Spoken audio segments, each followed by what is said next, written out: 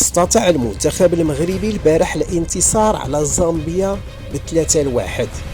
هاد المقابلة هادي خولت المغرب يحتل المرتبة الثانية برصيد 6 نقاط من وراء كينيا المتصدرة ب7 نقاط.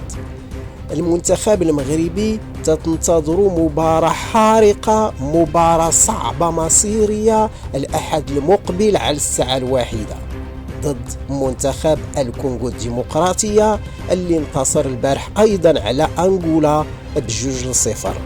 المنتخب المغربي يحتاج فقط للتعادل أمام الكونغو الديمقراطية للمرور للدور الربع النهائي، لكن الخيار الأمثل هو الانتصار أمام الكونغو الديمقراطية، وهكذا المرور برأس مرفوع للدور الربع النهائي. هذا المنتخب اللي هو صورة حقيقية للدوري المغربي المحلي.